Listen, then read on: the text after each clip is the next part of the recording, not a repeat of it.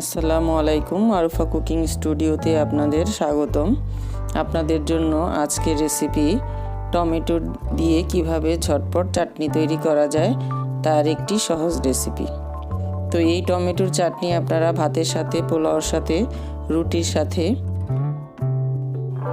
খেতে পারবেন। তো রেসিপিটি সম্পূর্ণ দেখে নেওয়ার জন্য আপনারা ধৈর্য সহকারে আমাদের ভিডিওটি দেখেন। তো এই টমেটো আমরা শীত আসলেই এই পাকা টমেটো খুবই কাছাকাছি হাতের কাছে পাওয়া যায়, দামেও সস্তা। তো আপনারা চটপট এই রেসিপিটি তৈরি করে নিতে পারেন। তো রেসিপিটির জন্য আমাদের কি প্রয়োজন দেখে নিন। এখানে আমি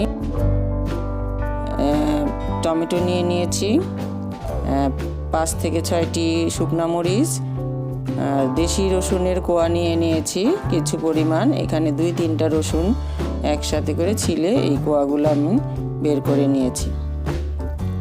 তো চাটনি তৈরি করার জন্য আমি চুলাতে কড়াই বসিয়ে নিয়েছি। কড়াই গরম হলে তাতে দিয়ে দিয়েছি 2 টেবিল চামচের মতো সয়াবিন তেল। শুকনো মরিচগুলো আমি সুন্দর করে কেটে এখানে দিয়ে দিলাম। তো দেখতেই পাচ্ছেন কাটা শুকনো মরিচগুলো একটু ভেজে নিচ্ছি।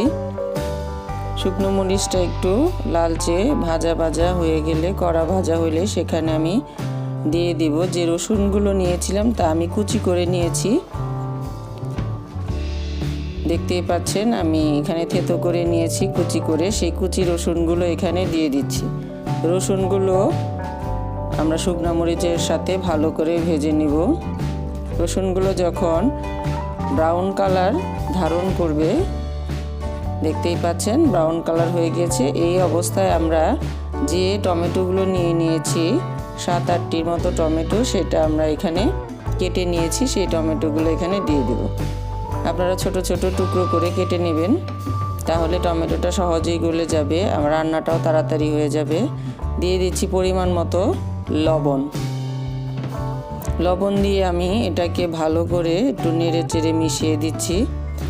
নেড়ে চেড়ে মেশানো হয়ে গেলে এটাকে আমি 3-4 মিনিটের মতো মিডিয়াম জালে একটু জাল করে নেব। মিডিয়াম জালে জাল করার পর ফিরে আসছি। টমেটোটি দেখতেই পাচ্ছেন একটু নরম নরম হয়ে এসেছে। এটাকে এখন খুন্তি দিয়ে ভালো করে নেড়ে একটু গুটিয়ে আমরা রান্না করে নিচ্ছি। দেখতেই পাচ্ছেন এটাকে একটু গুঁতো দিয়ে এরকম করে আপনারা নেড়ে চেড়ে কিছুক্ষণ রান্না করে নেবেন। এই অবস্থায় আসলে আমরা এটাকে এরকম গুঁতো দিয়ে নরম করে নিয়ে আবার এটাকে ঢাকনা দিয়ে ঢেকে দেব। তো ঢাকনা দিয়ে ঢেকে 4-5 মিনিট পরে ফিরে আসলাম। 4-5 মিনিট পরে দেখেন এটা সম্পূর্ণ পানি ছেড়ে একেবারে নরম চাটনি আকারে হয়ে এসেছে।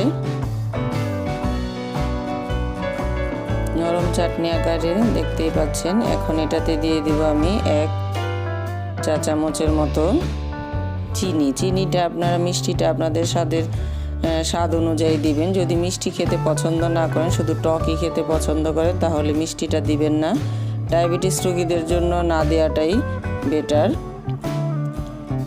তো অনেক বাচ্চারা টক খেতে পছন্দ, তাদের জন্য একটু চিনিটা দিলে স্বাদটা একটু ভালো হয়। এর জন্য চিনিটা দিলে চাটনিটা টেস্টি হয়, বাচ্চারাও খেতে পারে। আর যারা টক পছন্দ করেন তারা চিনি অ্যাভয়েড করবেন। তো আমার চাটনি হয়ে গিয়েছে। নেড়ে চেড়ে দেখেন আমাদের চাটনি তৈরি হয়ে গেল। খুব সহজে অল্প সময়ে 10 মিনিটের মধ্যেই চাটনি তৈরি করে নেওয়া যায়।